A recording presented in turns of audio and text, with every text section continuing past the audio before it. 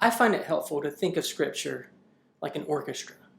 And each book has its own part to play, and put together they make this one grand symphony. And the symphony's this: the gospel of Jesus Christ.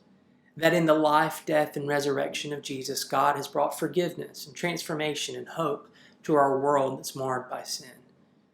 And this symphony, like any good symphony, has 4 movements or 4 acts, and we can call those creation, fall, redemption, and restoration.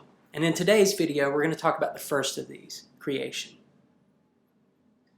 The story begins with God. In the fullness and perfection of who He is, He freely gives life to all things, and He makes all things good. And when our world works the way it's supposed to, it reflects His goodness. It reflects His generosity. And this is especially true of human beings. The very first thing that Scripture tells us in the book of Genesis about human beings is that we're all created in the image of God. Now that term, image of God, might sound odd to our modern ears, but it was a very common one in the ancient world in which the book of Genesis was written. Image of God was a term that was used to describe kings, as a king would say, I'm the image, or I'm the son of God, to lift themselves above everybody else, to give themselves a divine title, to make them more important. And so it's not surprising for us to find image of God in an ancient book like Genesis, but what is surprising is how it's used.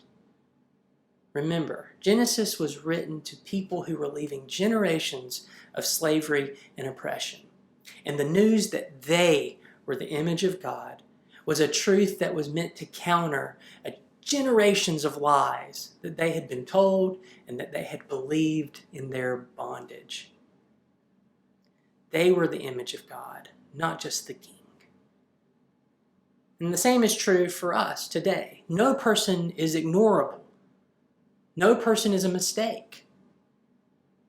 The kid with special needs, the elderly woman with dementia, the CEO of the multi-billion-dollar company are all equal in value and equal in dignity, because who we are is not defined primarily by our skills, by our power, by our achievement, by our wealth. It's defined by God in whose image we are made.